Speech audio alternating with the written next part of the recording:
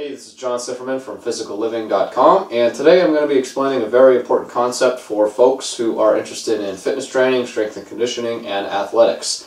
And that concept is that we should not be trying to strengthen or load certain ranges of motion that we cannot achieve in an open chain, free to move context. So, for example, to demonstrate, a lot of people have trouble raising their hands overhead, and it makes sense because we don't tend to move up here very often. So for means of an example, if you can only raise your arms to this point, it doesn't make sense, and it's probably a bad idea to try and strength train in this range of motion up here. If you can only raise your arms to here, it doesn't make sense to try and strength train up here. And you say, well, if you can't even move your arms up there, how would you do it? Well, we can overcome it by loading the range of motion. Like, for example, I got my little pull-up bar here. Handy having that right there, isn't it? Almost like I planned it. If you're hanging from the bar, let's say that you lean back and you hang from the bar like that. Like, I can only raise my arms to here, but if I lean back, I can grab the bar, and then when I hang and let gravity and my body weight do its work, I kind of straighten out, right? And so I'm loading this range of motion, this vertical shoulder range of motion, that I can't achieve in an open chain exercise. And so I can force it, is what I'm doing. I can force it using my own body weight. And so while I'm talking about this, just keep in mind this is just one example. Maybe you have perfectly healthy shoulders and you can reach over your head. The concept that I'm going to teach to you applies to every joint in the body, every range of motion in the body. So if your shoulders are great, then think about that back problem you might be having, or the knee problem, or the ankle problem, because every range of motion is important. And the reason why it's important, the reason why this concept is important, is because if you have an imbalance or dysfunction in your body, and let me tell you, I can't say I've ever run across somebody who doesn't, and most people I've worked with have a whole host of imbalances and dysfunction throughout their body, particularly when it comes to basic ranges of motion. And I'm not trying to say that to sound like all those people are bad and are weak, because I'm the same exact way. Well, at 19 years old, I could barely move my body at all through basic ranges because I was so bound up from all the athletics I had been participating in. I couldn't even move my head from side to side. It took me 4 months of working on this range of motion daily before I could even do it, even imitate the basic range. And so I'm trying to say I've been there, and it's not a bad thing. It's something we want to address in a fitness program, and it's an essential thing for a fitness program to address, to at the very least start by recovering and really rehabilitating the basic ranges of motion at every joint complex in the body, and not just the ones that we think are more important, like the shoulders or the hips, which tend to have this much bigger range of motion than say maybe the wrist, or at least we think of it in that term, in those terms. Every single range of motion in the body is very important, and if you don't believe me, just try spraining your ankle and see how that joint affects your total back squat, or how well you can run hills with your ankle sprained. And every joint complex is important, and all the basic ranges of motion at those joint complexes are important. And if you are lacking in a basic range, just like a basic range of motion at one joint, could be your wrist, could be the elbow, flexion, extension, rotation. If you're lacking in one of those basic ranges in certain movement at certain joint complex in your body, I'm thinking faster than I can talk, sorry about that, I'll try and slow it down. If you're lacking, then that's a problem. There's dysfunction there. And the reason why we don't want to load or strength train or do any sort of conditioning work through a basic range like that, if we can only get to here, we shouldn't be doing strength training work up here. The reason why we don't want to do that is because we don't want to reinforce and strengthen a pre-existing condition, a problem. We don't want to make that problem worse, because when it gets worse, bad things happen. Maybe it's just a limited range of motion right now, which isn't the end of the world. But over time, if you reinforce that, if you strengthen the problem, it could turn into pain, could turn into an injury, could turn into a disability. If we keep going down the line. So The reason why this is important, the reason why we don't want to load and strengthen these limited ranges of motion, the reason why we don't want to force it unless it's part of a rehabilitation program, preferably with a professional who knows what they're doing. The reason why we don't want to do that is because there's a reason why you can't achieve that range of motion. There's a reason why you can only get to here.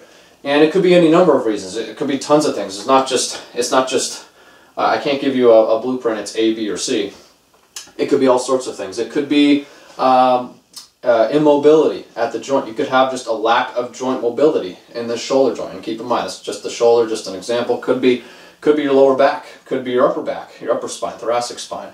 Could be your wrists, your elbows, could be anywhere. But so this problem could be shoulder immobility. That could be one thing, and just a lack of range of motion because of the shoulder joint itself.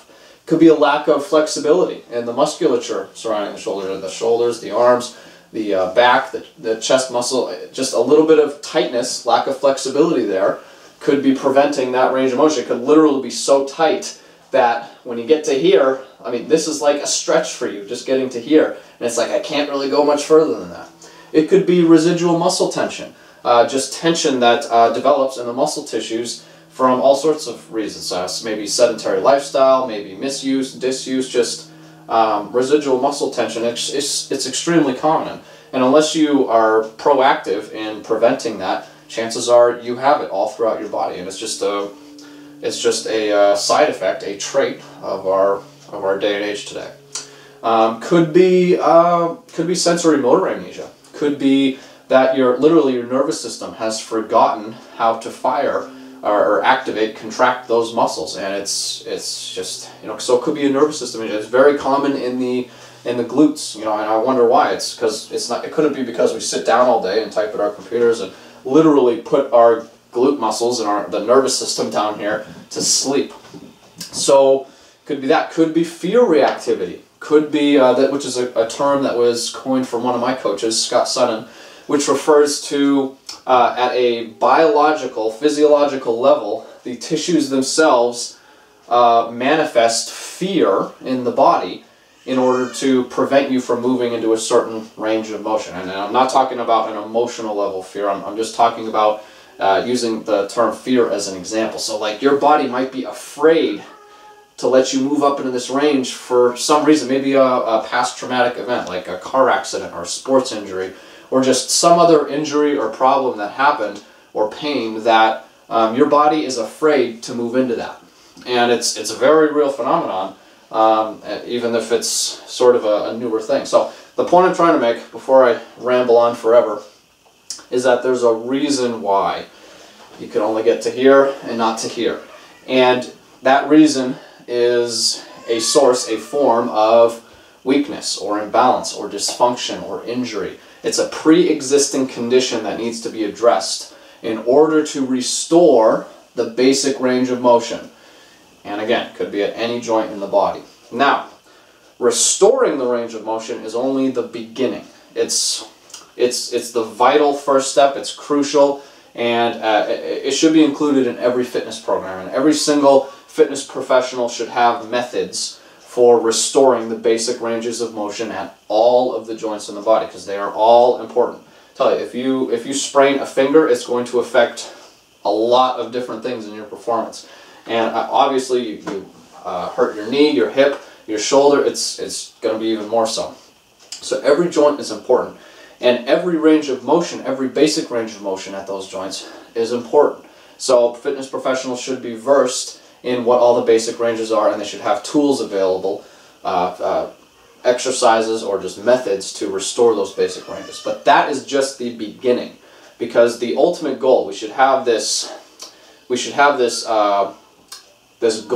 ultimate goal of not just achieving the basic ranges, but mastering all the basic ranges of motion, so that we can not only move to them, but to move to them and through them, not just fluidly, but effortlessly, so that we aren't tiring ourselves out just from moving. Because that means if you have tension that's preventing a basic range of motion, could be elbow tension, which would be applicable in tennis or boxing or any other thing that involves the elbow. We kind of use these on a day-to-day basis, you know what I mean? What I'm trying to say is that it's important to be able to not just achieve the full range of motion, but be able to move to it and through it, not only fluidly, but effortlessly. Because it shouldn't tire us out just to move our body. It shouldn't wear us out. It shouldn't fatigue us. It shouldn't exhaust us. Now, vigorous physical activity should, obviously. Sprinting tends to be pretty tiring, as it should be. But moving your hip joint through a full range of motion, you shouldn't even break a sweat doing this, unless it's really hot outside. Maybe you're doing it in a sauna at the YMCA or something, but moving your joints through the full range of motion should not cause fatigue. And that's why it's important to have a progressive system for achieving full range of motion, and not just recovering it, but coordinating and refining that range of motion so that you can move through it fluidly and effortlessly. And there's all sorts of ways to do this. This is the good news, is that there isn't just one method. I'm not about to sell you the perfect only way to do this. There's a lot of ways to do it. There's joint mobility training, there's yoga, there's Tai Chi, there's Qigong. There's a whole slew of solutions for this. What's most important, though, is not necessarily which one you choose, but that you do choose one and that you do it and take it seriously, because this stuff has such an impact on health, on performance, on strength, and you will see direct and sometimes immediate benefits, and sometimes a really big impact from just working on improving your basic range of motion. So it's important that you do it, and that the system or the method that you use, that you decide to use, it should, number one, be based on something you want to do, you're interested in doing, that you desire to do, because then you'll hopefully enjoy doing it and won't feel like a chore and become boring.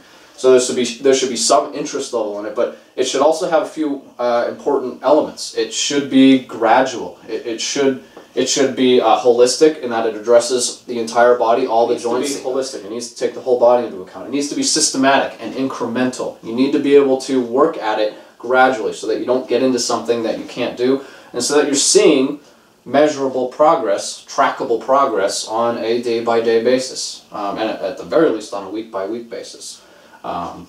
So you need to be able to measure and track your progress and confirm that you are actually restoring the range of motion, recovering it. The basic ranges, with the elbow would be flexion, extension, rotation, and then coordinating that range of motion into this, circle right here is just one example. This is just from one of the systems I use to recover it.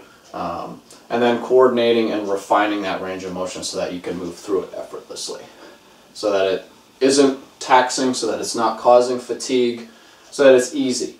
And that should be the ultimate goal of this. So to restate, to reinforce my former point, we should not be trying to strengthen or load ranges of motion that we cannot move into. If we can't get up here, don't force it, don't load it, because you're going to possibly reinforce and strengthen a problem, which is going to lead to bigger problems down the road. Instead, we should be focusing on first recovering all the basic ranges at all the joints in the body, and then coordinating and refining those ranges so that we can ultimately move through them fluidly and effortlessly, so that we don't tire ourselves out, we don't fatigue just from moving.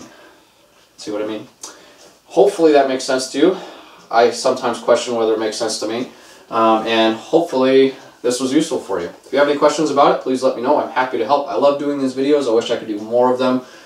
And I guess that's that. So I'm John Sifferman from physicalliving.com.